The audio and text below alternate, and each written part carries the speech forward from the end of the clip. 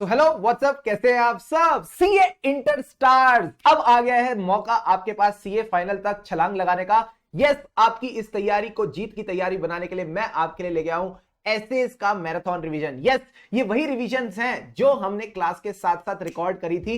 इन revisions को I am making available for you all because मैं चाहता हूं आपकी सीए फाइनल की तैयारी में कोई भी कमी ना रह जाए। तो प्लीज इन पूरी रिवीजन्स का भरपूर फायदा उठाइएगा। मेक श्योर आप इन क्लासेस पे अपनी अटेंडेंस जरूर लगा दे वीडियो को लाइक करके, ताकि ये बाकी सीए इंटर स्टार्स तक भी पहुंच पाए। देखो, मैं एक चीज में बिलीव करता हूं, इन कर्मा इन गुड कर्मा। अगर आप इसको लाइक करते हो, ये बाकियों तक पहुंचते, तो बाकियों की भी दुआएं आप तक पहुंचेगी और आपका रिजल्ट एकदम शानदार आएगा। जो भी आपके फीडबैक्स और रिव्यूज हो, प्लीज कमेंट करके मुझे जरूर बताना, because your feedback motivates me a lot in bringing exclusive amazing content for you all. So इसी तरह लगे रहो, खुशी से पढ़ते रहो, क्योंकि खुशी से पढ़ेंगे तभी आगे बढ़ेंगे। And enjoy these revision sessions. फिर एक बार सेल्फ रिवाइज करें तो हमको चकाचक मजा आ जाए। Let's start with the quick revision of essay 230 audit documentation. बड़ा ही प्यारा ऐसे है। मैंने स्टार्टिंग में कहा था ये ऐसे 10 मिनट में खत्म हो गया, क्योंकि अंडरस्टैंडिंग वाला पॉइंट उतना ही था। उसके बाद जो भी हमने डिस्कशन करी, that was our effort to score 70 plus in audit. वो सब हमारे 70 प्लस के एफर्ट्स थे। सबसे पहले सर 230 ऑडिट डॉक्यूमेंटेशन। 30 क्यों है? क्योंकि 30 तारीख को ही मम्मी पापा बैठ के पूरे मंथ की डॉक्यूमेंटेशन करते हैं। ऑडिट डॉक्यूमेंटेशन मतलब है आप डॉक्यूमेंट कर रहे हो, आप रिकॉर्ड बना रहे हो। किसका? 3 चीजों का। Audit procedure performed, evidence obtained and conclusion drawn on the basis of audit evidence. ठीक है सर। इसके अंदर क्या क्या इंक्लूड होता है सर? इसके अंदर इंक्लूड होता है AACCC।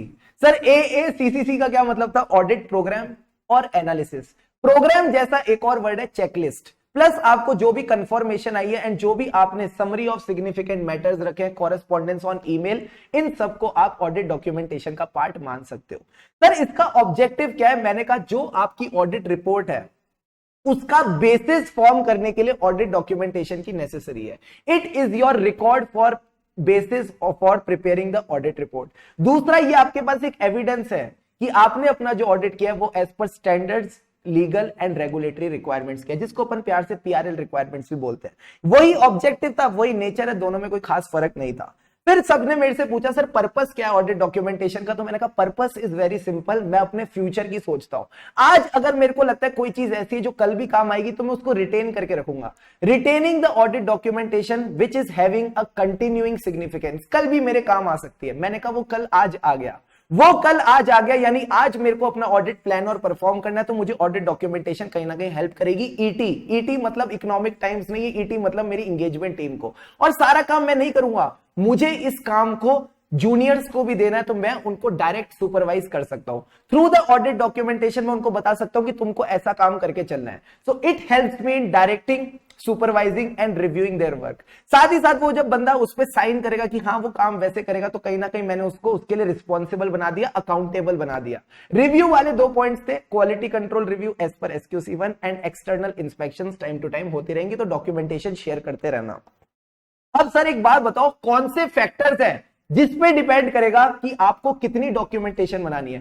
Form, content and extent of documentation किस पे डिपेंड करेगा? सारे बच्चे बताओ सर। एंटिटी पे, साइको एंटिटी पे, यानी size and complexity of the entity. मैंने कहा उसके बाद क्या देखेंगे? रोमम। सर रोमम मतलब रिस्क ऑफ मटेरियल मिसस्टेटमेंट, जितनी ज्यादा उतनी डॉक्यूमेंटेशन। तो ये सिंपल सी बात थी। मिस स्टेटमेंट जैसा एक और वर्ड बताया था, exception, nature of the exceptions identified. ठीक है, अब बाकी के पॉइंट भूल गए। मैंने कहा घबराते क्यों हो, तुमको कंटेंट की बात करनी है ना। कंटेंट तो मैंने स्टार्टिंग में बता दिया, procedure performed, evidence obtained, conclusion reached. इन्हीं 3 बातों की बात कर देना और बोल देना procedures will be as per the methodology. जैसी हमारी फर्म की मेथोडोलॉजी होगी वैसे प्रोसीजर्स हम परफॉर्म करके चलेंगे। ठीक है। फिर हमने बात करी डॉक्यूमेंटेशन ऑफ सिग्निफिकेंट मैटर्स, डाकू का डर। सिग्निफिकेंट मैटर क्या है? डाकू का डर। यानी अगर मेरी ऑडिट रिपोर्ट पे मैं मॉडिफाइड ओपिनियन डालता हूं या फिर मैं EOM पैरा डालता हूं, that is a significant matter. डर क्या था? Significant difficulty. Audit procedures which indicate financial statement में मटेरियल मिसस्टेटमेंट हो सकती है। रिस्क असेसमेंट कहीं ना कहीं चेंज हो गई तो auditors response to assess risk भी चेंज हो गया। And last point was significant risk, तो कहीं ना कहीं सारी चीजें सिग्निफिकेंट है तो ये सिग्निफिकेंट मैटर बन जाती है। फिर हमने एक छोटा सा गंभीर सा प्यारा सा टॉपिक किया सर, उसको क्या बोलते हैं, सिग्निफिकेंट प्रोफेशनल जजमेंट। उसमें आपने बस बेसिस फॉर कंक्लूजन बताना है। सर ये बेसिस फॉर कंक्लूजन कब कब बताना है, ये हमने नोट्स में किया जब जब आपकी रिक्वायरमेंट्स प्रोवाइड करती कि आपको कुछ सर्टेन फैक्टर्स कंसीडर करने हैं, आपको कुछ सर्टेन फैक्टर्स कंसीडर करने हैं and that consideration is significant, तो फिर आपको ये डॉक्यूमेंट करना पड़ेगा। दूसरा, what was your basis of conclusion when you were considering the reasonableness of a management judgment, जो मैनेजमेंट ने सिग्निफिकेंट अकाउंटिंग एस्टिमेट्स बनाए हैं वो रीजनेबल है या नहीं, वो आपने किस बेसिस पे कंक्लूड किया, वो आएगा। जो हमने एग्जांपल दिया था लीगल काउंसिल की कंफर्मेशन, लीगल काउंसिल की कंफर्मेशन के बेसिस पे मुझे पता चला that accounting estimate, that provision was for penalty was right और not, got it. And the last point is basis for conclusion about the authenticity of a document. जब जब आपको डॉक्यूमेंट की ऑथेंटिसिटी पे शक था तो आपने पक्का कुछ इन्वेस्टिगेशंस करी होंगी, कुछ एडिशनल प्रोसीजर्स करे होंगे, तो उसका भी बेसिस बता देना। How did you conclude that the document is actually authentic, ये पॉइंट बस आपने लिख के चलना है, ठीक है sir. Then we discussed about the completion memorandum, memorandum बोल दो या समरी एक ही बात है। ये बात हमने ऑडिट स्ट्रेटेजी में भी डिस्कस की थी कि ऑडिट स्ट्रेटेजी को समराइज करने के लिए हमने एक मेमोरेंडम बनाया that sets the scope, timing and direction of audit. Sir कहां से किस किस को रिलेट कर दे तो रिवाइज कर लेना प्लानिंग को, ठीक है।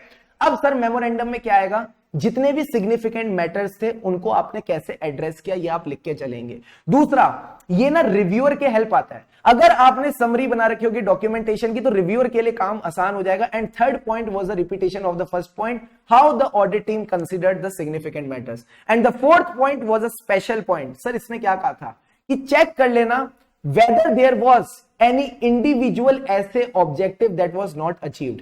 क्या आपने किसी इंडिविजुअल ऐसे का ऑब्जेक्टिव अचीव नहीं किया जिस वजह से you could not achieve the overall objective of audit. तो ये लास्ट में स्पेशल पॉइंट हम डिस्कस करके चले थे। फिर सर क्या कहता है, क्या ऑडिट रिपोर्ट के बाद भी हम कुछ ऑडिट प्रोसीजर करते हैं, मैंने कहा नहीं करते unless there are exceptional circumstance. अगर एक्सेप्शनल सर्कमस्टेंस है तो उसको सबसे पहले डॉक्यूमेंट करो, फिर डॉक्यूमेंट करो procedure performed, evidence obtained, conclusion reach, और फिर उस आदमी का नाम जिसने ये कारनामा किया, नेम ऑफ द पर्सन भी आपने डॉक्यूमेंट करना है, when and by whom these changes were made and reviewed। किसने इन चेंजेस को किया, कब किया और किसने इनको रिव्यू किया, ये भी आपको बता के चलना पड़ेगा। फिर हमने ऑडिट फाइल की बात करी, कुछ नहीं, एक फोल्डर है जिस फोल्डर में आपने अपनी ऑडिट डॉक्यूमेंटेशन को डाल रखा है, और कुछ नहीं, इट कैन बी फिजिकल और it can B electronic.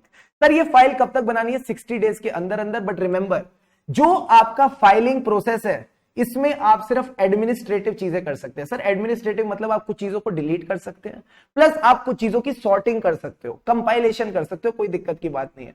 And साथ ही साथ आप साइन कर सकते हो। एंड आखिरी डी क्या था, आखिरी डी बेसिकली कहता है डॉक्यूमेंटिंग द ऑडिट एविडेंस। जो ऑडिट एविडेंस आपको ऑडिट रिपोर्ट की डेट से पहले मिला है उसको आप डॉक्यूमेंट करो, कोई दिक्कत की बात नहीं है। किसकी है ऑडिट डॉक्यूमेंटेशन, मैंने कहा मेरी है। My documentation my rules. मैं अपनी ऑडिट डॉक्यूमेंटेशन किसी के साथ भी शेयर कर सकता हूं ओनली आफ्टर माय कंसेंट, अगर मुझे लगता है शेयर करनी है। बट रिमेंबर, इससे मेरी काम पे आंच नहीं आनी चाहिए। It should not undermine the validity of work perform और अफेक्ट माय इंडिपेंडेंस। जल्दी से बताओ क्या यहां तक सारी बातें क्लियर हैं, प्लीज टेल मी यस। हाँ जी। सो दोस्तों अब हम रिवाइज करने वाले हैं ऐसे 500 ऑडिट एविडेंस को इस वीडियो में। अगर अभी तक आपने चैनल को सब्सक्राइब नहीं किया तो do subscribe the channel and yes like कर देना इस वीडियो को। एंड लाइक टारगेट रखते हैं इस पे 100 लाइक्स का, मुझे पूरा विश्वास है आप अचीव करवा देंगे। लेट्स स्टार्ट विद ऐसे 500। सर ऐसे 500 का नाम क्या था, ऐसे 500 का नाम है ऑडिट एविडेंस। आज हमने इस ऐसे को पढ़ा, एकदम मजा आ गया। अब सर ऑडिट एविडेंस होता क्या है, सबसे पहले तो India wants to know, nation wants to know audit evidence है क्या। कुछ नहीं है, बस information. This is nothing but a piece of information which is used by the auditor. कौन यूज करता है, sir it is used by the auditor. इससे क्या करता है, टू ड्रॉ द कंक्लूजन्स। वो कंक्लूड करता है कि क्या उसको रीजनेबल अश्योरेंस मिली या नहीं, क्या उसको रीजनेबल अश्योरेंस मिली कि नहीं कि financial statements as a whole are free from material misstatement. जैसी कंक्लूजन ड्रॉ किया, जैसी कंक्लूजन ड्रॉ किया, अब वो रिपोर्ट करके चलेगा अपना ओपिनियन। इसीलिए ऑडिट एविडेंस का रोल आ जाता है। अब सर हमारा एविडेंस कैसा हो, sufficient and appropriate audit evidence हो। हमारा ऑडिट एविडेंस कैसा हो, plus plus plus plus plus plus plus, एक सेकंड, ये जो इंफॉर्मेशन है क्या ये सिर्फ फाइनेंशियल इंफॉर्मेशन होनी चाहिए, अकाउंटिंग इंफॉर्मेशन होनी चाहिए, या फिर ये अदर भी होगी? सर ये अदर भी होगी। अदर का क्या मतलब था, आप मिनट्स ऑफ द मीटिंग्स भी यूज कर सकते हो, आप एक्सटर्नल कंफर्मेशंस भी ले सकते हो, और बताओ सर आप यहां पे minutes of the meetings use कर सकते हो, एक्सटर्नल कंफर्मेशंस वगैरह ले सकते हो, प्लस और भी कोई ऐसी चीज आपको जो लगती है अकाउंटिंग रिकॉर्ड्स के अलावा वाली है, उसको भी आप यहां पे यूज करके आगे बढ़ सकते हो। So it is not only the accounting और financial information, plus other information को भी आपको यहां पे रेफर करके चलना है। अब बताओ सर हमारा ऑडिट एविडेंस कैसा हो, sufficient and appropriate audit evidence हो। जब मैं बात करता हूं sufficient and appropriate audit evidence की, तो इसमें दो चीजें आ जाती है, सफिशिएंट एंड एप्रोप्रिएट। अगर ऑडिटर को सफिशिएंट की बात है तो ये हमने ऐसे 200 में सीखी थी कि दो चीजों पे डिपेंड करती है सफिशिएंसी, एक तो रिस्क ऑफ मटेरियल मिसस्टेटमेंट, दूसरा quality of audit evidence.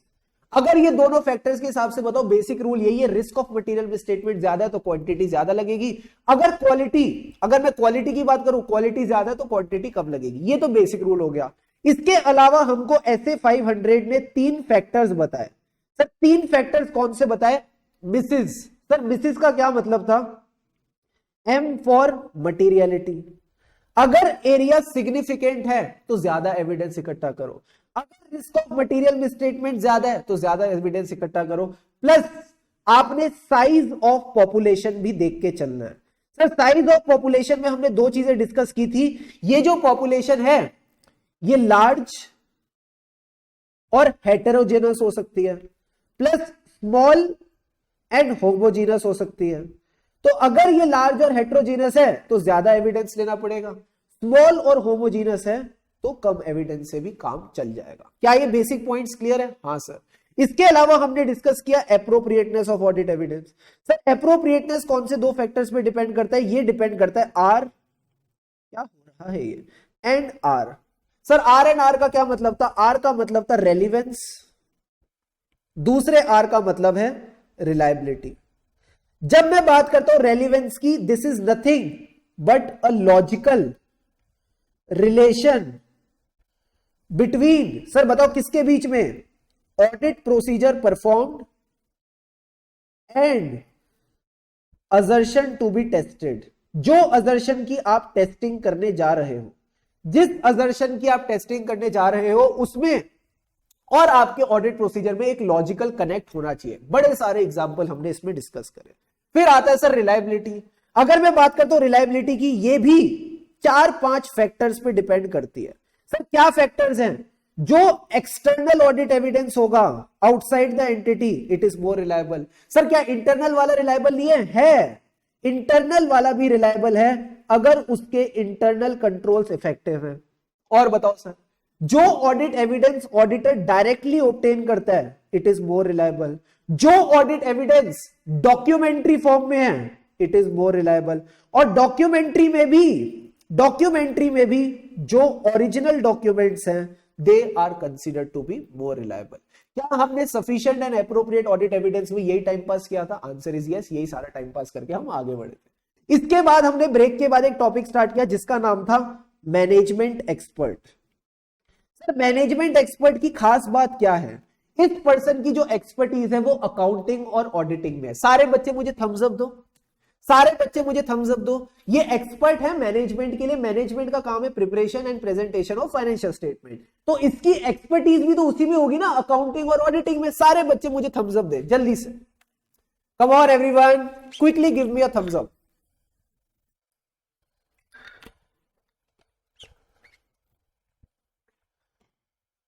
Wrong sir, wrong. सुबह सुबह आपने भांग पी थी क्या? कैसी कैसी बातें कर रहे हो? The answer is it is in a field his expertise is in a field other than accounting and auditing. Accounting और ऑडिटिंग के अलावा जो जितने नालायकों ने ऐसे ऐसे करा ना, कान पकड़ के उठक बैठक करो। जितने नालायकों ने ऐसे ऐसे करा ना, कान पकड़ के उठक बैठक करो। अकाउंटिंग एंड ऑडिटिंग में क्यों होगी? फिर मैनेजमेंट को इसकी जरूरत क्या है? मैनेजमेंट तो खुद एक्सपर्ट है अकाउंटिंग और ऑडिटिंग में। ठीक है, जो जो ऐसे ऐसे कर रहा है ना, तुम ऐसे ऐसे करो और अपने कान खींचो। ठीक है, दिमाग नहीं चल रहे तुम्हारे। जितने बच्चों ने बोला नहीं सर और मुझे रोका, सारे बच्चे अपनी पीठ थपथपाओ। Very very good. ठीक है, सो it is in a field other than accounting and auditing, and इसमें आपने बस 3 चीजें करनी है। पहले तो देख लो भाई, जो मैनेजमेंट एक्सपर्ट का बंदा है ये सही है कि नहीं। सर सही है कि नहीं का क्या मतलब था? You need to evaluate the competence, capability and objectivity. फिर आप इसके काम की अंडरस्टैंडिंग लोगे।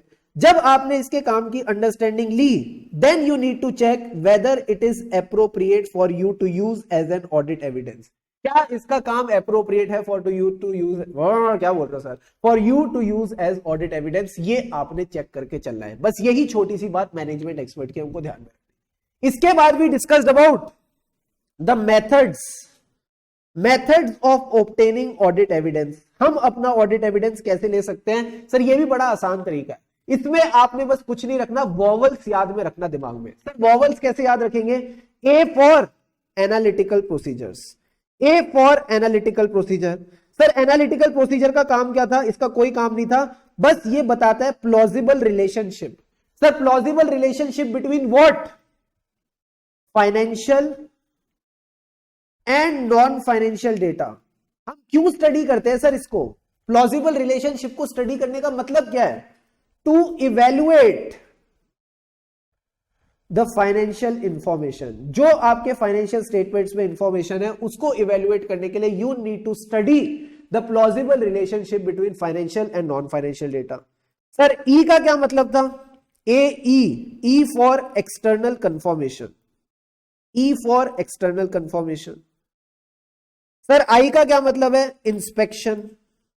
इंस्पेक्शन क्या है? एक्सटर्नल कंफर्मेशन के बारे में ना हम और डिटेल में चर्चा करेंगे ऐसे 505 में।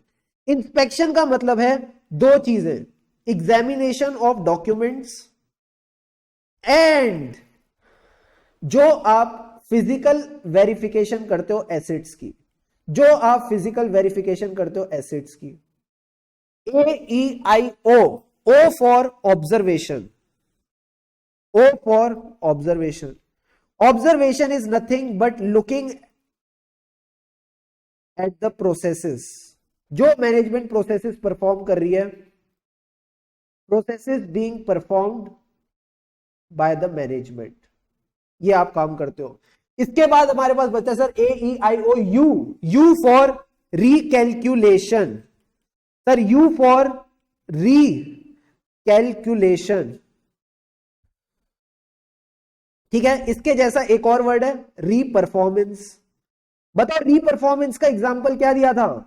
Bank reconciliation statement.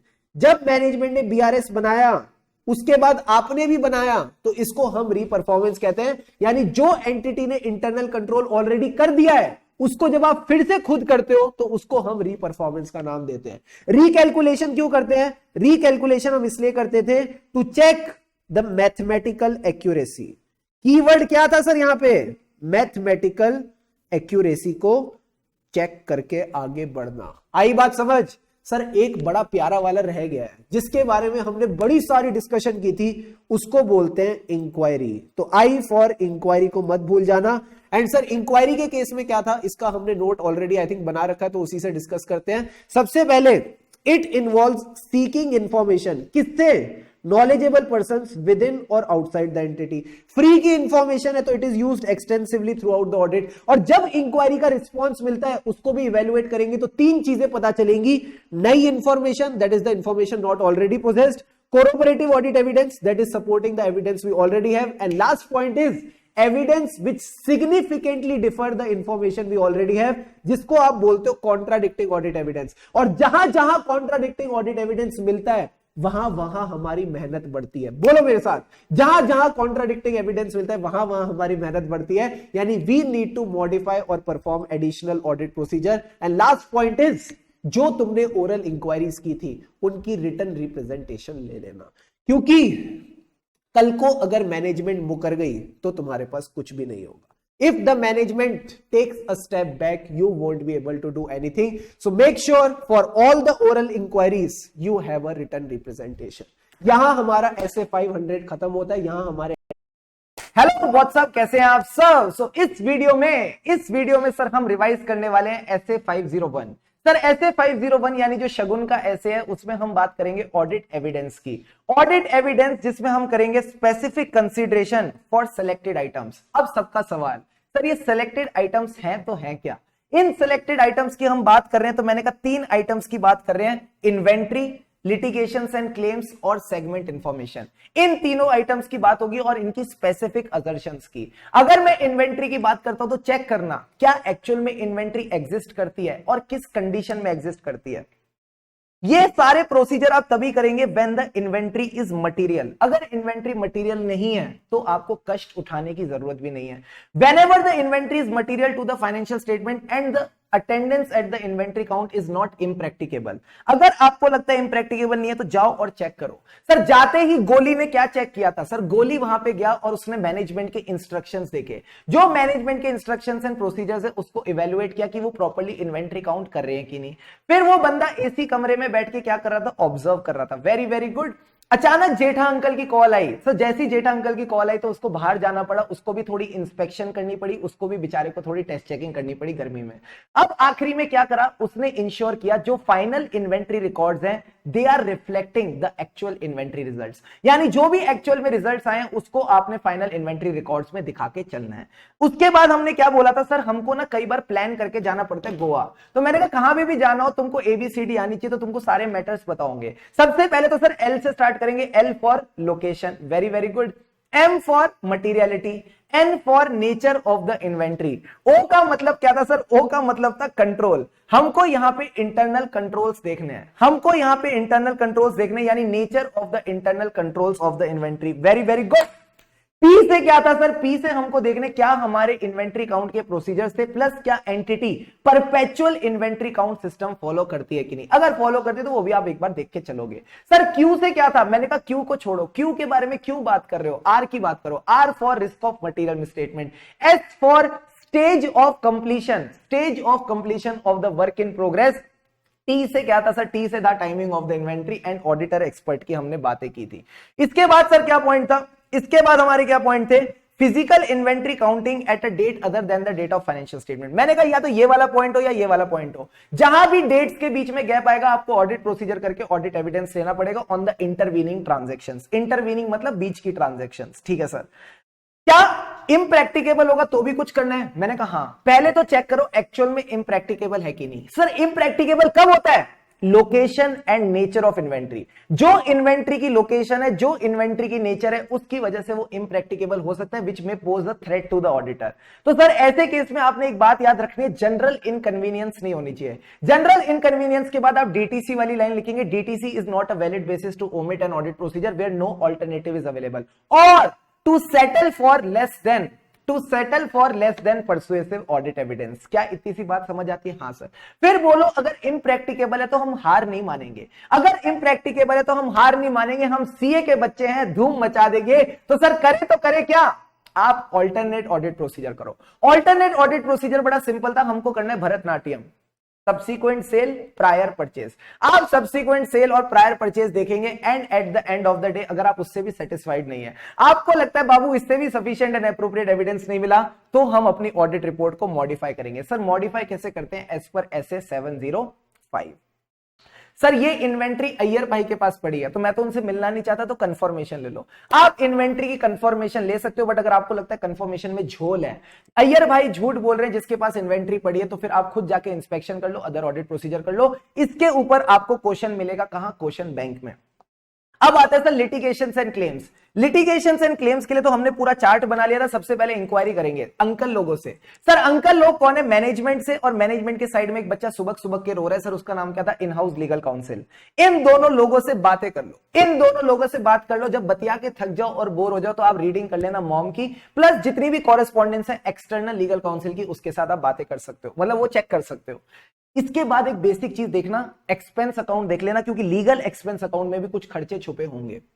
इस सब से अगर आपको लगता है कि रिस्क ऑफ मटेरियल मिसस्टेटमेंट ज्यादा है, यानी मैनेजमेंट हमसे कुछ छुपा रहा है, तो आप डायरेक्टली भी एक्सटर्नल लीगल काउंसिल से कंफर्मेशन ले सकते हो। बट कुछ ऐसे केसेस हैं जब एक्सटर्नल लीगल काउंसिल से भी मिलना पड़ेगा। सर कहां मिलना पड़ेगा? Disco. Disco means disagreement between the auditor and the legal council, disagreement between the auditor and the management. सारे बच्चे थम्स अप भेजो, सारे बच्चे थम्स अप भेजो।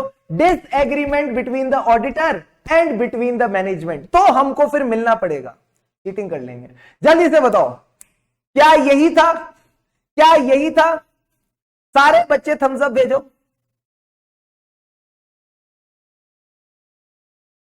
सर मैनेजमेंट मतलब मैनेजमेंट और लीगल काउंसिल की नहीं बन रही, तुम ऑडिटर की थोड़ी गलती है। तन्नू नलायक, श्रवानी नलायक, वेरी वेरी गुड। मैंने कहा था ना, बिना नलायकों की कमी थोड़ी है यहां पे, नलायक खुद निकल के आते हैं। Ravindra, Mayank, very very good. मैं सोच रहा था इस बार नहीं निकलेंगे, तो सर निकले। होते ही है कुछ। कान पकड़ के सॉरी बोलो 2 बार, कान पकड़ के सॉरी बोलो 2 बार, हाँ, वरना आईसीआई बुलवा लेती है फिर एग्जाम में। ठीक है, अभी बोलो सॉरी सर, ये बात याद रखेंगे, हमको ये पॉइंट ध्यान रखना है। सो डिसएग्रीमेंट बिटवीन हुम? Sir disagreement between the auditor, between the management and external legal council. साथ ही साथ सर आपने किसकी बात करनी थी? मैंने कहा डिसएग्रीमेंट तो समझ आ गया, सिग्निफिकेंट रिस्क और कॉम्प्लेक्सिटी ऑफ द मैटर हमको यहां पे देखनी है। फिर हमने बात करी थी सर किसकी? सेगमेंट इंफॉर्मेशन की। इसमें हमको मेनली प्रेजेंटेशन एंड डिस्क्लोजर देखना। सर सेगमेंट इंफॉर्मेशन बनानी तो आती नहीं है किसी को, तो मैनेजमेंट से समझो कैसे बनाते हैं। जो भी मैनेजमेंट के मेथड्स हैं उनकी अंडरस्टैंडिंग लो और फिर देखो क्या उससे एफआरएफ जैसी बनेगी। अगर आपको लगता है बनेगी नहीं बनेगी, तो उन मेथड्स को टेस्ट भी कर सकते हो। प्लस आखिरी में आप पिछले साल से देख लो, अगर आपको कुछ समझ नहीं आ रहा तो एनालिटिकल प्रोसीजर्स कर लेना। इन मेथड्स की अंडरस्टैंडिंग लेते हुए बड़ा सिंपल सा गेम था। इनके बीच में सेल ट्रांसफर चलते रहते हैं, वो एलिमिनेट करते रहते हैं। सेकंड पॉइंट क्या था? हर सेगमेंट की परफॉर्मेंस देखो, जिसकी बेस्ट परफॉर्मेंस उसको एलोकेट करेंगे एसेट्स एंड कॉस्ट। एंड आखिरी में fourth point is the same as the last point, you can compare it with the prior period. आप कंसिस्टेंसी देख सकते हो with the prior year period. तो यहां आपकी ऐसे 501 की एकदम क्लासिक वाली रिवीजन कंप्लीट होती है। एक बार टॉपिक को पूरा फिर से खुद रिवाइज कर लेना and make sure you also practice the question side by side. Very good, got it. Now let's begin with the revision of SA 505। फटाफट एक बार ऐसे 505 की रिवीजन शुरू करते हैं। सर ऐसे 505 क्या था? External confirmation. हम अंदर बैठे हैं एंटिटी के, और एंटिटी के अंदर बैलेंस है 5। अब देखो एक्सटर्नली, देखो ये क्या है? सर ये मिरर है। इस मिरर के थ्रू अब आपने एक्सटर्नली देखना है कि वहां पे भी बैलेंस 5 है कि नहीं। तो 505 एक्सटर्नल कंफर्मेशंस, ठीक है। अब सर इसकी डेफिनेशन क्या है? डेफिनेशन का मतलब बड़ा सिंपल है, ऑडिट एविडेंस। ये भी एक ऑडिट एविडेंस है। कैसे? Direct return response without the involvement of management, direct return response to the auditor from the third party. It can be in the paper form, electronic और any other form. फिर हमने 3-4 definitions discuss करी, बड़ी simple सी। Positive confirmation में सामने वाली party respond करेगी। मैंने कहा कब? जब वो एग्री करती है या वो डिसएग्री करती है, या फिर हमने ब्लैंक रिक्वेस्ट भेजे तो उसको फिल करके भेजेगी। नेगेटिव में कब करती है? मैंने कहा बड़ी टॉक्सिक है, तभी करती है जब वो एग्री नहीं करती। नॉन रिस्पॉन्स का क्या मतलब है? या तो उसने फुली रिस्पॉन्ड नहीं किया या फिर उसने पार्शियली रिस्पॉन्ड किया। यानी if there is no response at all और there is not a full response, तो फिर आप इसको नॉन रिस्पॉन्स बोलते हो। एक्सेप्शन का मतलब है there is a difference, the difference between the amount that is reported in the entity's records and the amount that is confirmed by the third party। अगर इन दोनों के बीच में डिफरेंस है तो हम इसको एक्सेप्शन बोलते हैं। जो भी एक्सेप्शन हो आपको उसको एनालाइज करना पड़ेगा टू द पॉपुलेशन, क्या इंपैक्ट होता है उसका। फिर सर एक्सटर्नल कंफर्मेशन प्रोसीजर क्या बनेगा? बड़ी सिंपल सी बात है, देखो क्या इंफॉर्मेशन चाहिए, फिर देखो किससे चाहिए, जिससे भी चाहिए उसको कंफर्मेशन रिक्वेस्ट बना के बस सेंड कर दो और फॉलो अप करके चलना। यही 4 पॉइंट्स आपने बस इसमें लिखने हैं। अब सर एक बात बताओ, क्या इंफॉर्मेशन चाहिए? वो मैंने आपको ऑलरेडी बता दिया। आप एग्रीमेंट्स भी ले सकते हो, साइड एग्रीमेंट्स भी ले सकते हो, कॉन्ट्रैक्ट्स ले सकते हो, बेसिक बातें आप पूछ सकते हो। एप्रोप्रिएट कंफर्मिंग पार्टी हमको एंड में पता चलती है, नॉलेजेबल होनी चाहिए, उसके अंदर विलिंगनेस होनी चाहिए to share the information. And last point was objectivity. Objectivity होनी चाहिए, यानी अगर रिलेटेड पार्टी हुई तो it will be considered to be less reliable. Then we discussed about designing the confirmation request. मुझे तो लगता है तुम हमेशा 80 साल तक 90 साल तक जब भी जियोगे तो ये पॉइंट तो हमेशा याद रहेगा। सबसे पहले सर क्या होगा? आर्चीज का कार्ड आएगा। हम देखेंगे layout and presentation of the request, फिर उसमें लिखेंगे दिल की बातें यानी असर्शंस बीइंग एड्रेस्ड। अब कहीं ना कहीं दिल में धक धक हो रही है भेजते हुए, यानी there is a risk of material misstatement, सामने वाली कहीं मना ना कर दे। तो तुमने क्या किया, अपना प्रायर एक्सपीरियंस कंसीडर किया और लव गुरु की ऑथराइजेशन ली, यानी मैनेजमेंट ऑथराइजेशन और encouragement to the third party की प्लीज ऑडिटर को इंफॉर्मेशन दे दो। फिर आप फाइनली उसको भेजोगे। सर कैसे भेजेंगे, we need to see the method of communication and last में अब ball is in the court of the other party, now it depends on the ability and willingness of the party to respond to you.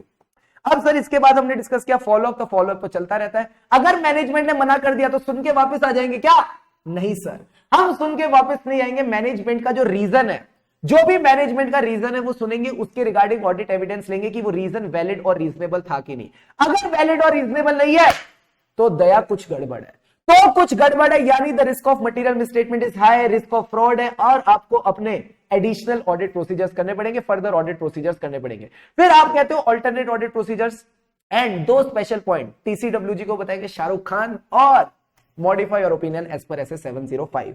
Sir इसमें आपने कहा था एक attempt किसमें आया था, मैंने तुमको इसलिए नहीं बताया था क्योंकि तुम शायद इस टॉपिक को पढ़ते नहीं। This was asked in May 23, ठीक है, so little less chances of being asked in November 23, but still I think हमको कुछ भी स्किप नहीं करना चाहिए। फिर आता है सर नेगेटिव कंफर्मेशन। जो नेगेटिव कंफर्मेशन है वो सिंपल सी बात कहती थी कि वो रिस्पॉन्ड नहीं करेगी। कब रिस्पॉन्ड नहीं करेगी, जब वो एग्री करती है, ठीक है, बट मेरे को लगता है ना वो इग्नोर भी तो कर सकती है। So this is not a reliable information, मैं इस पे कंफर्मेशन पे रिलाय नहीं कर सकता, it is a less persuasive evidence.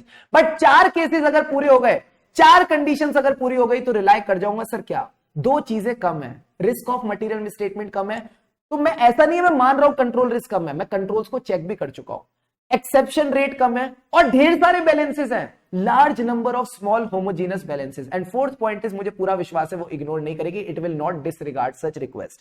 क्या हम इसको as a substantive procedure use कर सकते हैं, हाँ, ऐसे 330 के हिसाब से, ऐसे 330 के हिसाब से you can use at a substantive audit procedure. This is something we have already covered in the planning part. Substantive procedure में आते हैं टेस्ट ऑफ डिटेल्स और एनालिटिकल प्रोसीजर, तो आप इसको as a test of details use करके चल सकते हो। सर कौन कौन से फैक्टर्स है जो बताते हैं कि इसको यूज करना चाहिए कि नहीं, तो मैंने कहा सबसे पहले देखो थर्ड पार्टी अच्छी है कि नहीं। अगर थर्ड पार्टी अच्छी है तो आप ये कर सकते हो, उसको नॉलेज होनी चाहिए। फिर उसके अंदर एबिलिटी और विलिंगनेस होनी चाहिए आपको बताने की। मैंने कहा नहीं बताएगी। सर क्यों नहीं बताएगी, सारे बच्चे चैट बॉक्स में, सारे बच्चे चैट बॉक्स में क्यों नहीं बताएगी, जैसा तुम कहोगे वैसा मैं मान लूंगा, जैसा तुम कहोगे वैसा मैं मान लूंगा। क्यों नहीं बताएगी, काहे नहीं बता रही बबुआ, बताना जरा, why it is not sharing the information, इतनी नटखट क्यों है थर्ड पार्टी।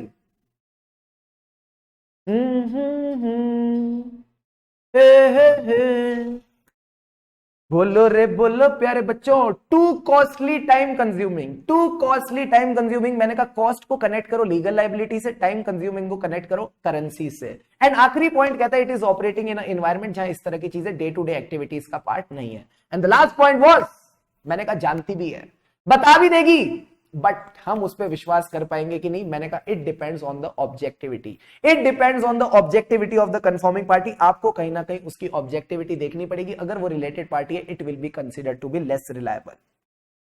नाउ सर एक छोटी सी बात आप सबको बतानी थी। क्या बतानी है सर, क्या बतानी है, क्या बतानी है, क्या बतानी है, believe you can and you are half way there.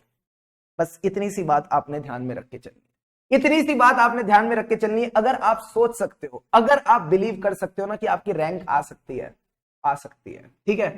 कई लोग बोलेंगे तुम बेवकूफ हो, बट बोलो हाँ इसी बेवकूफी में मजा है, इसी बेवकूफी में मजा है। यही बेवकूफी है जो मुझे पढ़वाती है, जो मुझसे काम करवाती है। सो मेक श्योर आप अपने अंदर एक बिलीफ रखें कि आप कर सकते हो, बिकॉज ये बिलीफ ना सब में नहीं रहता। तो make sure you have that belief and yes, आपका आधा काम तो वही हो गया, बाकी आधा काम हार्ड वर्क से हो जाएगा एंड आई एम श्योर वो आप कर लेंगे। तो आज मास्टर जी ने क्या पढ़ाया सर, आज मास्टर जी ने बड़ा ही छोटा सा, बड़ा ही प्यारा सा रिलेटेड पार्टीज करके ऐसे पढ़ाया। मतलब ये ऐसे में नहीं भी पढ़ाता ना तो तुमको वैसे भी आता था, तो मैंने कुछ खास पढ़ाया नहीं आज। आज तुमको जो ऑलरेडी आता था तुमने रिवाइज किया मेरे साथ। सर क्या बात कर रहे हो, हाँ ऐसे ही हुआ सर। 5 और 5 आर रिलेटेड, 5 और 5 आर रिलेटेड, सो ऐसे 550 इज अ रिलेटेड पार्टी। अगर मैं इसकी डेफिनेशन की बात करूं तो कह रहा है मुंह बंद रखो, कहते हैं मुंह बंद रखो, जैसा एफआरएफ कहे वैसा कर लो। बट अगर एफआरएफ कुछ नहीं कहता तो तीन तरह की रिलेटेड पार्टी है। पहली, जो आपको कंट्रोल करती है, जिसका आप में सिग्निफिकेंट इंफ्लुएंस है। दूसरी, जिसको आप कंट्रोल करते हो, जिसपे आपका सिग्निफिकेंट इंफ्लुएंस है। एंड तीसरी, जो कॉमन कंट्रोल में, यानी हमारे ओनर कॉमन है, हमारी की मैनेजमेंट कहीं ना कहीं कॉमन है। तो अगर ऐसा है तो हम रिलेटेड पार्टीज हैं। बट सर एक बात बताओ, दिल्ली गवर्नमेंट दो पार्टीज को कंट्रोल करती है, केजरीवाल लिमिटेड और सिसोदिया लिमिटेड। क्या ये दोनों भी रिलेटेड पार्टी है? मैंने कहा नहीं। जब तक इन दोनों के बीच में सिग्निफिकेंट चीजें ना हो, ये एक दूसरे के साथ सिग्निफिकेंट ट्रांजैक्शन ना करें, सिग्निफिकेंट रिसोर्सेज शेयर ना करें, तब तक हम इनको रिलेटेड पार्टी नहीं बोलेंगे। मैंने कहा वेरी वेरी गुड। अब सर एक बात बताओ, ये nature of related party relationships and transaction के बारे में आपका क्या कहना है? मैंने कहा अगर ये related party transaction normal course of business में है, यानी these are going at arm's length price, तो रिस्क ऑफ मटेरियल मिसस्टेटमेंट फिर ज्यादा नहीं है। जैसी बाकी ट्रांजैक्शंस होती है वैसी इसमें भी रिस्क ऑफ मटेरियल मिसस्टेटमेंट रहेगी। बट अगर ये नॉर्मल कोर्स ऑफ बिजनेस में नहीं है, these are not at arm's length price, तो रिस्क ऑफ मटेरियल मिसस्टेटमेंट कहीं ना कहीं बढ़ जाती है। सर इसका एक एग्जांपल देके बताओ। दो तीन आपने एग्जांपल बताए थे, तो मैंने कहा था complex relationship is not normal. Complex relationship is not normal मतलब जहां भी कॉम्प्लेक्स स्ट्रक्चर होंगे वहां the risk of material misstatement will be higher. इसका मतलब था इंफॉर्मेशन सिस्टम, जो हमारे इंफॉर्मेशन सिस्टम है वो भी बेचारे आइडेंटिफाई और समराइज नहीं कर पा रहे कौन सी रिलेटेड पार्टी कौन सी transaction. Not normal means transactions are conducted under not normal terms and condition. ये नॉर्मल कोर्स ऑफ बिजनेस में नहीं है। तो ये तीन एग्जांपल्स कहीं ना कहीं आपको ध्यान में रखने थे। आरटीपी May 20 का क्वेश्चन है, अच्छे से करके जाना। फिर आता है sir RTP November 20 responsibility of auditor. देखो कोई थर्ड पर्सन होगा तो डर जाएगा, बट हम घबराएंगे नहीं। हम सबको पता है ऑडिटर की रिस्पॉन्सिबिलिटी है कि जो भी रिलेटेड पार्टी रिलेशनशिप्स है, जो भी रिलेटेड पार्टी ट्रांजैक्शन है, उस ट्रांजैक्शन के बाद जो बैलेंसेस बचते हैं, इन सब की प्रॉपर अकाउंटिंग और डिस्क्लोजर होना चाहिए। क्या ये बात समझ में आती है? हाँ। ये अचीव करने के लिए क्या करेंगे? ऑडिट प्रोसीजर, यानी you need to identify, assess and respond. Come on, identify, assess and respond to the risk. Identify और असेस कैसे करेंगे? अंडरस्टैंडिंग लेके कि क्या रिलेटेड पार्टी रिलेशनशिप्स हैं, ट्रांजैक्शंस हैं, क्या वो फाइनेंशियल स्टेटमेंट में प्रॉपर्ली डिस्क्लोज्ड है। सर किस चीज के लिए? For true and fair presentation, और to make them not misleading in case of a compliance framework. दूसरी चीज, मैंने बोला रिस्क, तुम बोलोगे फ्रॉड रिस्क। कम ऑन, मैंने बोला रिस्क, तुम बोलोगे फ्रॉड रिस्क। यहां पे भी फ्रॉड रिस्क फैक्टर्स प्रेजेंट है, बिकॉज रिलेटेड पार्टी के साथ मिलकर फ्रॉड इजीली किया जा सकता है। सर ये बात हमने कहां सीखी थी? Inherent limitations of auditing. Inherent limitations का जो फोर्थ पॉइंट था अदर मैटर्स वाला, वो कहता है देयर आर सर्टेन मैटर्स जहां पे risk of not detecting the material misstatement is very high. तो सर ऐसा क्यों हो रहा है? बताओ ऐसा क्यों हो रहा है? क्यों हमारी रिस्क ज्यादा है? मैंने कहा मैनेजमेंट की वजह से। या तो मैनेजमेंट बड़ी भोली है, बड़ी ही प्यारी है, बड़ी ही मासूम है, उसको खुद को नहीं पता कि कोई रिलेटेड पार्टी है इस तरह से, तो वो हमको क्या बताएगी। दूसरा, क्यों नहीं पता चला रिलेटेड पार्टी के बारे में? चालाक मैनेजमेंट है, चापलूस मैनेजमेंट है। सर कॉल्यूजन कर रहे हैं, मैनिपुलेट कर रहे हैं, कंसील कर रहे हैं, जानबूझ के हमको नहीं बता दे। तो हमने कहा हमने भी हाथ पे मेहंदी नहीं लगा रखी, हम भी प्रोफेशनल स्केप्टिसिज्म करके रिलेटेड पार्टी को पकड़ लेंगे। सर कहां कहां अलर्ट रहना है, तो मैंने कहा इनमें अलर्ट रहना है, इन चीजों में आपने अलर्ट रहना है। सर इन चीजों मतलब, इनका मतलब है internal audit report, income tax return, इन दोनों चीजों को पढ़ते हुए अलर्ट रहना। प्लस कंट्रोल खेलो। सर कंट्रोल मतलब शेयर्स वाला कंट्रोल, मैनेजमेंट वाला कंट्रोल। कम ऑन, शेयर्स वाला कंट्रोल, मैनेजमेंट वाला कंट्रोल। हम शेयर होल्डर रजिस्टर देखेंगे, इन्वेस्टमेंट देखेंगे, और जो भी मैनेजमेंट और टीसीडब्ल्यूजी के साथ एग्रीमेंट है, डिस्क्लोजर ऑफ इंटरेस्ट है, कॉन्फ्लिक्ट ऑफ इंटरेस्ट है, ये सारी की सारी चीजें देख के चलेंगे। तो इसमें कुछ मसाला नहीं है, छोटी छोटी बात है, फटाफट रीड करेंगे, आगे बढ़ेंगे। अब सर एक बात बताओ, कल को खुदा ना खास्ता मुझे कोई रिलेटेड पार्टी मिल गई, तो सर मैं क्या करूंगा? पहले साइड वाले को बताऊंगा, फिर इस साइड वाले को बताऊंगा। यानी I will promptly notify my engagement team members. वो दोनों गुस्सा होकर मैनेजमेंट को बुलाएंगे। मैंने कहा हाँ, फिर मैनेजमेंट को बुलाएंगे। हम मैनेजमेंट को बोलेंगे जो रिलेटेड पार्टी मिली इसकी बाकी ट्रांजेक्शंस लाओ, इसके बाकी बैलेंसेस लाओ। फिर उसका गला पकड़ के क्या पूछेंगे?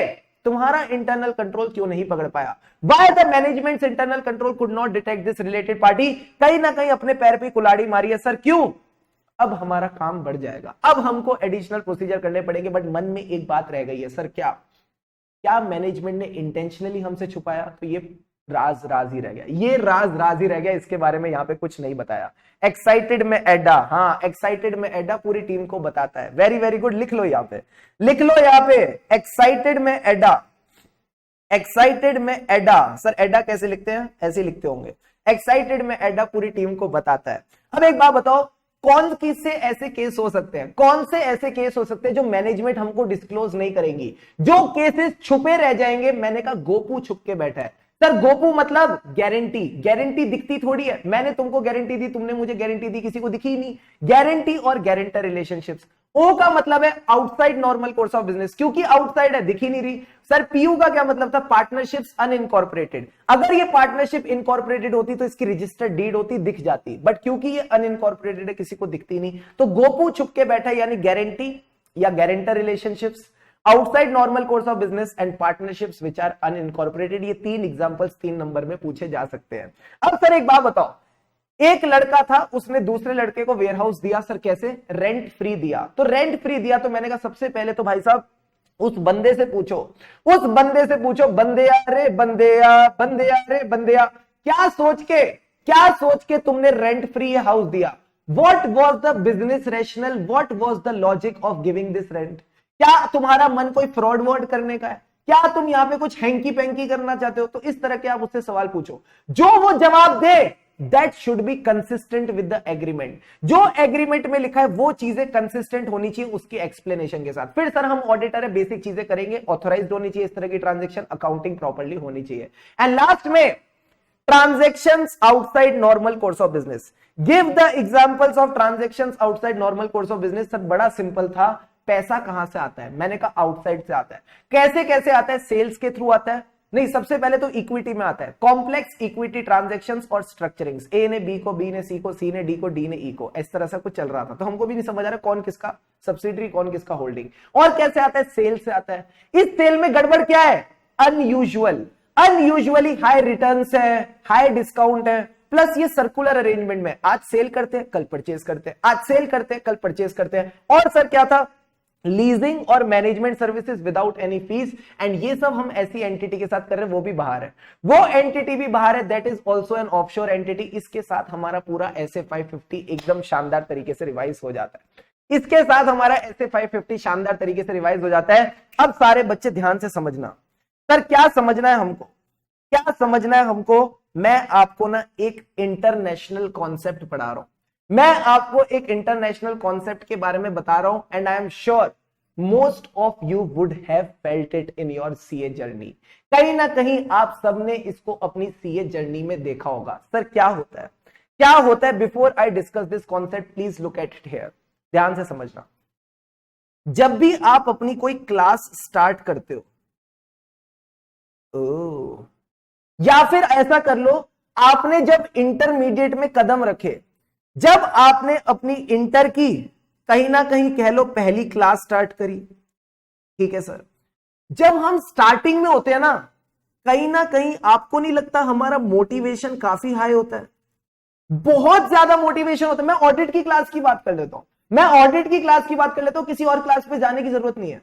जब आप पहली बार आप ऑडिट पढ़ने आए, एक अलग लेवल मोटिवेशन था, एक अलग लेवल एक्साइटमेंट के साथ आए। हाँ सर, फिर आपने एक चीज देखी होगी, वो जो एक्साइटमेंट था ना, मतलब पहला टेस्ट देना है तो एक टेस्ट का एक्साइटमेंट, एक नई नवेली फीलिंग आती है। फिर धीरे धीरे ना वो फीलिंग नीचे जाती है, कहीं ना कहीं वो एक्साइटमेंट डाउनवर्ड आनी जाती है, यानी आपकी जो मोटिवेशन है ना उस चीज को लेके वो थोड़ी कम होती जाती है। कितने बच्चों ने फील किया, कितने बच्चों ने फील किया? जल्दी से बताओ, फटाफट बताओ। How many of you have felt a drop in this motivation? बताना जरा। काफी बच्चे कह रहे हैं sir yes sir, true sir, हाँ सर हमने ये फील किया। ये ना सिर्फ तुम्हारे साथ नहीं है, ये तुम्हारे साथ नहीं है, ये हर बच्चे के साथ है और हर केस में है, हर बच्चे के साथ है और हर केस में है। और इसको पता है अपन क्या कहते हैं? इसको कहते हैं डनिंग क्रंगर इफेक्ट। क्या बात करो, डनिंग क्रूगर इफेक्ट। पता नहीं डनिंग क्रूगर कहते, क्रूगर कहते, जो भी इफेक्ट कहते। सर ये क्या कहता है? ये कहता है जब भी आप कुछ स्टार्ट करते हो ना, जब आपको कुछ नहीं पता, जब आपको उस चीज की जीरो नॉलेज है, तो आपका जो कॉन्फिडेंस होता है, आपकी जो एक्साइटमेंट होती है ना, वो यहां पे होती है। नेक्स्ट लेवल एक्साइटमेंट होती है, आप धूम मचाने वाली फीलिंग में होते हो, आप कहते हो भाई मैं ही करूंगा, मैं ही करूंगा, मैं धूम मचा दूंगा, एकदम नेक्स्ट लेवल परफॉर्म करूंगा। फिर सर क्या होता है, फिर ना धीरे धीरे टाइम बीतता है, जैसे धीरे धीरे टाइम बीतता है आप देखते हो यार मेरे को ना कुछ ऐसे रिजल्ट्स नहीं दिख रहे, I cannot see some results and I cannot wait for the actual exam, क्योंकि एक्चुअल एग्जाम तो काफी बाद में है। तो आपकी जो मोटिवेशन है ना वो कहीं ना कहीं नीचे गिरती है, कहीं ना कहीं वो मोटिवेशन नीचे गिरती है। और सर वो मोटिवेशन जब नीचे गिरती है ना तो this is called the valley of despair. Valley of despair का मतलब है ये जो ऐसी सिचुएशन है ना जब आपको कोई रिजल्ट्स नहीं दिख रहे, आप बस मेहनत करते जा रहे हो, आपसे बस एक ही एक्सपेक्टेशन है कि कंसिस्टेंटली हार्डवर्क करो, तो आपको इस टाइम पे मोटिवेशन की कमी लगती है। होता है ऐसा? हाँ सर होता है। अब ध्यान से समझना, 80% of the people, as per this rule बता रहा हूं, ये मेरी तरफ से नहीं है, ये रूल ऐसा कहता है, आप इसके बारे में सर्च भी कर सकते हो। 80% of the people tend to give up at this moment. इस मोमेंट पे आप देखोगे 80% जो लोग होते हैं ना आपके आसपास, जनरली इस टाइम पे गिव अप मारते हैं। तो सर बाकी क्या करते हैं, बाकी क्या करते हैं मुझे भी नहीं समझ आता। बाकी जो लोग हैं ना वो थोड़े से मतलब अपनी सोच को बड़ा रखते हैं, they have a bigger purpose in life, they have a bigger goal in life, and उनको पता है कि ऐसा होना है, उनको पता है कि ऐसा होना है, कि उनके साथ नहीं ये सबके साथ हो रहा है। They keep on working hard, they keep on putting their efforts, and ultimately जब रिजल्ट का टाइम आता है, जब रिजल्ट का टाइम आता है तो जो बाकी 20% है ना ये धीरे धीरे धीरे धीरे ऊपर चलते चले जाते हैं, ये धीरे धीरे धीरे ऊपर चलते चले जाते हैं, and they can see the light of success. इनको रिजल्ट मिल जाता है, इनको रिजल्ट मिल जाता है, कहीं ना कहीं इनको लाइट ऑफ सक्सेस मिल जाती है। सर ये आज हमारे साथ आप क्यों डिस्कस कर रहे हो? मैं आपके साथ इसलिए डिस्कस कर रहा हूं क्योंकि मुझे नहीं पता आपकी ऑडिट की भी अभी क्लास चल रही है, आपकी बाकी भी क्लासेस चल रही होंगी। कहीं ना कहीं जब आप ये क्लासेस स्टार्ट करते हो ना, you are in a very good motivation, आप एक अच्छी मोटिवेशन में होते हो to visit the class, to revise after the class, to give the test as per the class. But let me tell you, ये जो मोटिवेशन है इसका गिरना लाजमी है, बट इस टाइम पे आपका अपना साथ बनाए रखना। मैं कह रहा हूं किसी का भी मत साथ बनाओ, किसी को भी सपोर्ट मत करो, but make sure you are in this 20%, you are in this 20%। यानी जो ये वैली ऑफ डिस्पेयर है ना, इस मौके पे आपने बस खेल जाना है। अगर इस मौके पे खेल गए तो जिंदगी आपकी है, अगर इस मौके पे खेल गए तो जिंदगी आपकी है। मैं बोल रहा हूं सीए कोर्स टफ नहीं है, कोई भी कोर्स टफ नहीं होता। तो सीए में दिक्कत क्या है? सर सीए में दिक्कत है इंस्टेंट रिजल्ट्स नहीं है, सीए में इंस्टेंट रिजल्ट्स नहीं है। ऐसा नहीं है मैंने आज पढ़ा कल मुझे रिजल्ट मिल गया तो मैं तो मोटिवेटेड रहूंगा, नहीं। यहां पे जो आपका होराइजन है, यहां पे जो आपका स्टडी पीरियड है ये काफी बड़ा है, रोज आपको उठना पड़ता है, रोज मेहनत मशक्कत करनी पड़ती है, आखिरी में जाके एग्जाम देने का मौका मिलता है और फिर रिजल्ट आते हैं। इस सब के बीच 80% बस गिव अप कर जाते हैं, 20% बने रहते हैं। तो ये जो पूरी डिस्कशन थी इसमें बस मैं आपको ये बताना चाह रहा था कि सिर्फ आपके साथ नहीं हो रहा, सबके साथ हो रहा है, everyone is facing it.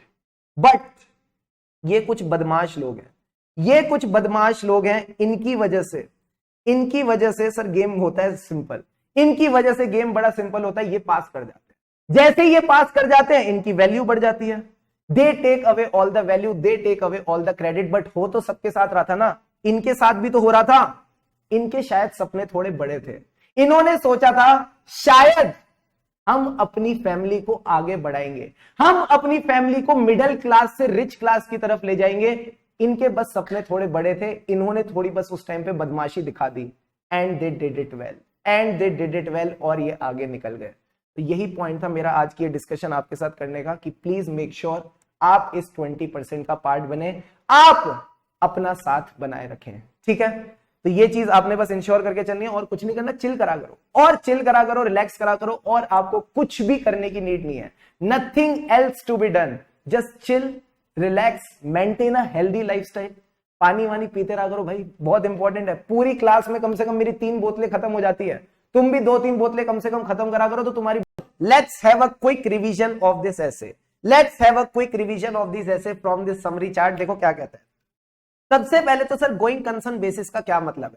Going concern basis का मतलब है entity will be able to continue its operations for a foreseeable future.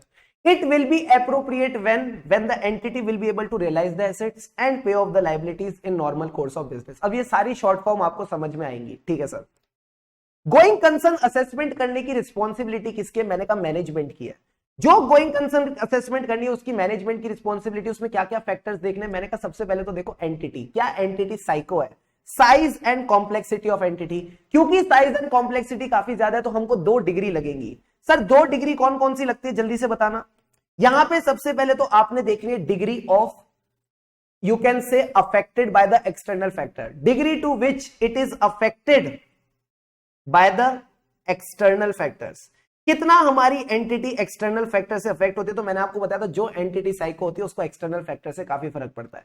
दूसरा आप देखेंगे degree of uncertainty. Sir uncertainty किसको लेके?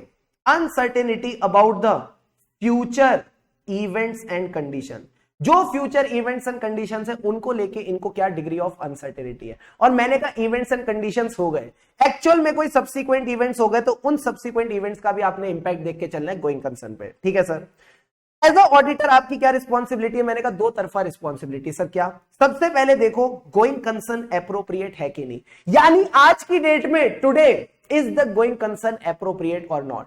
फिर आगे जाके देखो कि मटेरियल अनसर्टेनिटी तो नहीं एग्जिस्ट करती. Material uncertainty related to the events and condition that may cast significant doubt on the entity's ability to continue as going concern. But यहां पे ना हमने थोड़ी थोड़ी चीजें डिस्कस की थी सर, प्यारी प्यारी सी. क्या क्या थी? सबसे पहले तो हमने डिस्कस किया था एसए 200. एसए 200 में हमने इनहेरेंट लिमिटेशंस की बात की थी कि इनहेरेंट लिमिटेशंस की वजह से you may not be able to predict the events and condition that may affect the entity's going concern. मैंने कहा ठीक है सर, ऐसे केस में हम क्या करें? फिर आप इवेंट्स एंड कंडीशंस को प्रिडिक्ट नहीं कर सकते. क्योंकि प्रिडिक्ट नहीं कर सकते तो करे क्या? एक लाइन लिख दो. एक लाइन लिख दो. अगर हम मटेरियल अनसर्टेनिटी की रेफरेंस नहीं दे रहे, अगर हम मटेरियल अनसर्टेनिटी की रेफरेंस नहीं दे रहे तो इसको गारंटी ना माना जाए. If there is no reference to the material uncertainty please don't treat it as a guarantee. आपने इस पॉइंट को यहां पे डिस्कस करके चलना था. ठीक है सर.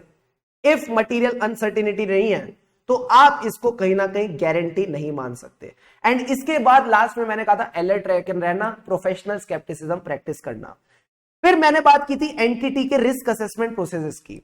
सर एंटिटी के रिस्क असेसमेंट प्रोसीजर्स मतलब हमको भी एज अ ऑडिटर एंटिटी की अंडरस्टैंडिंग लेते हुए देखना है कि कोई इवेंट्स और कंडीशंस तो नहीं है, कोई इवेंट्स और कंडीशंस तो नहीं है जो गोइंग कंसर्न अफेक्ट करे. तो मैंने कहा तुम क्यों मेहनत करते हो? एंटिटी से पूछ लो क्या उसने गोइंग कंसर्न असेसमेंट परफॉर्म किया है. अगर परफॉर्म किया है तो क्या उसको कोई इवेंट्स और कंडीशंस मिले? अगर मिले तो मैनेजमेंट का प्लान क्या है? अगर उसने परफॉर्म नहीं करी तो ये सोचो सर, क्या सोचे कि उसने अगर ये गोइंग कंसर्न असेसमेंट परफॉर्म नहीं करी है तो उसने किस बेसिस पे फाइनेंशियल स्टेटमेंट बनाए, किस बेसिस पे उसने going concern basis of accounting को अडॉप्ट किया. साथ ही साथ फिर भी पूछ लो क्या तुमको कोई इवेंट और कंडीशन मिले. अगर वो कहता है हाँ तो फिर अकॉर्डिंगली आप देख के चलेंगे. But at the same time you need to stay alert. As a auditor आपका अलर्ट रहना यहां पे जरूरी है. बिना अलर्ट रहिए काम नहीं बनेगा. ठीक है सर. जब आप इवेल्युएट कर रहे हो मैनेजमेंट की असेसमेंट तो आप वही पीरियड कवर करोगे जो उन्होंने कवर किया है. But you should cover at least 12 months, कम से कम 12 महीने कवर होने चाहिए. एडिशनल ऑडिट प्रोसीजर अगर कोई इवेंट और कंडीशन मिलता है तो आई होप ये 5 पॉइंट्स तो आपको हमेशा याद रहेंगे. सबसे पहला पॉइंट क्या कहता था कि मैनेजमेंट नालायक है. मैनेजमेंट ने गोइंग कंसर्न असेसमेंट की नहीं तो उनको रिक्वेस्ट करो, please request them to make the going concern assessment. अब जब वो आएंगे तो वो प्लान लेके आएंगे. इस प्लान की 2 क्वालिटी होनी चाहिए. It should lead to improvement, it should have some feasibility. सूखा प्लान अच्छा नहीं लगता तो कैश फ्लो फोरकास्ट देखेंगे. एंड कैश फ्लो फोरकास्ट में you need to see the source data, you need to see the assumptions. ठीक है sir. Plus additional facts and information हो सकते हैं after the date of going concern assessment, you need to consider that. And आखिरी में ये जो plan था इस प्लान की इंप्रूवमेंट और फिजिबिलिटी के लिए you need to take written representation.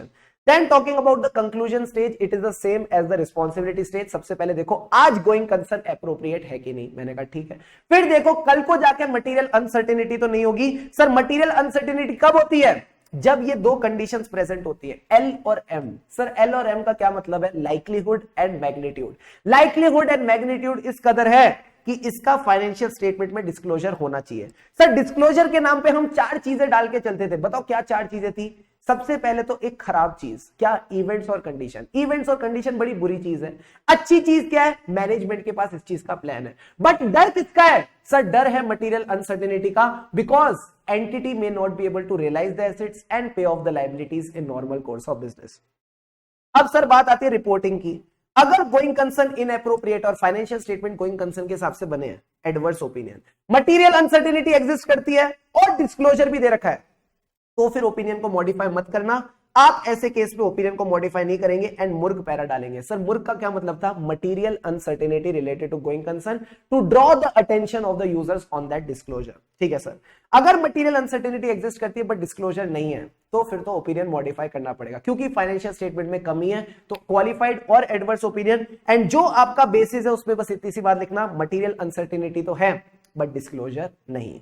Last में हमने डिस्कस करा इवेंट्स एंड कंडीशंस, तो आई होप ये तो सारे आपको क्लियर हैं। जल्दी से बताइए क्या आपको यहां तक सारा ऐसे 570 डन डना डन क्लियर है या नहीं? Please let me know, is the flow of the whole ऐसे clear to all of you? बस इतना सही है ये ऐसे, बस इतना सही है ऐसे, और इसमें कुछ भी नहीं है, सारी की सारी बातें एंड टू एंड डिस्कस हो गई। 80 को करने का फटाफट बताओ, इजी ऐसे था ना, कुछ था थोड़ी इसमें कॉम्प्लिकेशन। घबरा रहे थे बेमतलब में छोटे छोटे प्यारे प्यारे बच्चे। जल्दी से सर एक बार एक बढ़िया वाली रिवीजन करा दो तो मजा आ जाए। ऑडिट वाले बाबू जरा रिवाइज करा दो, तो मैंने कहा ठीक है, अब मैं आपको रिवाइज करा दूं। ऐसे 580 रिटर्न रिप्रेजेंटेशन, ठीक है सर, इसका नाम रिटर्न रिप्रेजेंटेशन क्यों है? Because this is the last ऐसे ऑफ ऐसे 500 सीरीज। मतलब अभी हमें और 500 के ऐसे पढ़ने हैं, बट एक्चुअल में अगर मैं 500 सीरीज में लाइन बाय लाइन चलूं तो ये बेचारा लास्ट में आता है। मैंने कहा लास्ट में छोड़ो, हमारे कई सारे एसेस में आता रहता है, तो मैंने कहा इसकी बात पहले कर लेते हैं। Written representation is return statement. ये एक रिटर्न स्टेटमेंट है जो मैनेजमेंट ऑडिटर को देता है सर दो चीजों के लिए, कंफर्म और सपोर्ट करने के लिए। किस चीज के लिए?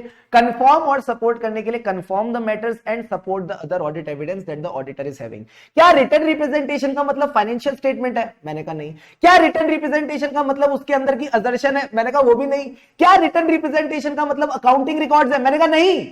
जो वो अलग से देता है, अलग से अगर कोई रिटर्न स्टेटमेंट देता है तो उसको रिटर्न रिप्रेजेंटेशन बोलते हैं। तो सर हम ले क्यों रहे हैं? इसी चीज की वजह से हमको चाहिए रिटर्न रिप्रेजेंटेशन की मैनेजमेंट कंफर्म करे कि उसकी क्या क्या रिस्पॉन्सिबिलिटी है।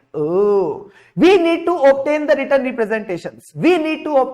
Representation about the responsibility of the matter, plus we needed to support the other audit evidence, and जो भी रिटर्न रिप्रेजेंटेशन मिलेगी उसको रिस्पॉन्ड करके चलेंगे कि वो सही है कि गलत। अगर हमको लगता है उसमें गड़बड़ है तो अकॉर्डिंगली इंटीग्रिटी पे सवाल उठाएंगे। अगर हमको लगता है एकदम सही है तो एक्सेप्ट कर लेंगे, और अगर नहीं देती तो भी हमको रिस्पॉन्ड करना है। तो मतलब we have to respond in a logical manner. अच्छा एक बात बताओ, क्या रिटर्न रिप्रेजेंटेशन काफी है? मैंने कहा नहीं, ये सांबर की तरह है। सर सांबर का मतलब क्या है? It is necessary audit evidence but it is not a sufficient and appropriate evidence on its own. ठीक है सर। फिर आते हैं सर रिकन्फर्मेशन। हमको मैनेजमेंट से रिकन्फर्मेशन कब लेनी है? मैंने कहा तो तुम 4 बजे भी सुबह उठोगे तो भी तुमको आता होगा। किस्मत बदलती देखी मैं, जग बदलता देखा, सब कुछ बदल गया मेरा। क्या क्या बदल गया सर? साल बदल गया। जो हमने एग्रीमेंट किया था, जो हमने एंगेजमेंट लेटर साइन किया था, that was done in a previous year. तो उसको रिकन्फर्म कराने की उसको अपनी रिस्पॉन्सिबिलिटीज पता है। दूसरा, लोग बदल गए। जिन लोगों ने उस एंगेजमेंट पे साइन किया था वो लोग अब एग्जिस्ट ही नहीं करते, they have left the company. तीसरा केस क्या सर? तीसरा है हालात बदल गए, चेंजेस इन द सर्कमस्टेंस। मैंने कहा कुछ भी बदलाओ। इस सब के बदलते के बीच हमारे बीच में मिसअंडरस्टैंडिंग आ गई, यानी misunderstanding between the auditor and the management. Then we discussed about the date and period. Sir, what should be the date of return representation? मैंने कहा पहले ऑडिट रिपोर्ट की बात करते हैं। Written representation is a necessary audit evidence. तो जब तक एविडेंस नहीं होगा कंक्लूजन कैसे निकालोगे? कंक्लूजन नहीं होगा तो ओपिनियन कैसे दोगे? सो ऑडिट रिपोर्ट तो रिटर्न रिप्रेजेंटेशन के पहले नहीं आ सकती। तो रिटर्न रिप्रेजेंटेशन कब आएगी? As near as practicable to the date of audit report, पास जितना बेहतर उतना, and it will cover all the periods which are covered by the audit report. अगर मुझे डाउट है, सर डाउट किस पे? Reliability of return representation. तो मैंने कहा डाउट को रिजॉल्व करो। ये डाउट क्यों आया होगा? क्योंकि रिटर्न रिप्रेजेंटेशन में जो लिखा है वो किसी ऑडिट एविडेंस से मैच नहीं कर रहा। So you need to resolve that matter, but if you are not able to resolve, आप मैनेजमेंट की डाइस पे सवाल उठाओगे। सर डाइस का क्या मतलब था? Diligence, integrity, competence, ethical value. फिर से बोलो, अच्छे लगते हो। Diligence, integrity, competence, ethical value. Very very good. तो डिलीजेंस, इंटीग्रिटी, कॉम्पिटेंस और एथिकल वैल्यू पे सवाल उठाना, साथ ही साथ ये सोचना कि बाकी रिप्रेजेंटेशन भी सही है, बाकी एविडेंस भी सही है, अब अगर सब में गड़बड़ लग रही है, modify your opinion, take appropriate action and modify your opinion as per SA 705। ये जो रिटर्न रिप्रेजेंटेशन है, it will be in form of return representation, मतलब रिटर्न लेटर की तरह ही होगी। और क्या, कुछ ऐसी बातें जो पब्लिक डिस्क्लोजर में ऑलरेडी है, तो उनको वापस रिटर्न रिप्रेजेंटेशंस का पार्ट बना के कोई फायदा नहीं है। And last point is, management नहीं दे रही, मैनेजमेंट रिटर्न रिप्रेजेंटेशन नहीं दे रही, तो डिस्कस करो, फिर उनकी इंटीग्रिटी पे सवाल उठाओ, बाकी रिप्रेजेंटेशन पे सवाल उठाओ, बाकी एविडेंस पे सवाल उठाओ, और आखिरी में अपना एप्रोप्रिएट एक्शन लेके modify your opinion as per SA 705। So this is all about return representation. I hope you enjoyed. तो मित्रों, I hope you enjoyed this SAs का रिवीजन। काफी कम टाइम में आपने काफी अच्छी तैयारी कर ली। मेरी बस आपसे एक ही रिक्वेस्ट रहेगी, प्लीज इन एसेस को अब एक बार सेल्फ रिवाइज और कर लीजिएगा। मैक्सिमम 1.5 से 2 से 2.5 घंटे लगेंगे, बट हर चीज आपके टिप्स पे आ जाएगी। And make sure you also practice the questions so that you get the confidence to score 60+, 70+ in the coming exams. तो यूं ही खुशी से पढ़ते रहिए, मन लगाकर लगे रहिए, क्योंकि खुशी से पढ़ेंगे तभी आगे बढ़ेंगे। अभी तक अगर वीडियो को लाइक नहीं किया तो do give it a like, and या stay subscribe to the channel for more such videos. All the best.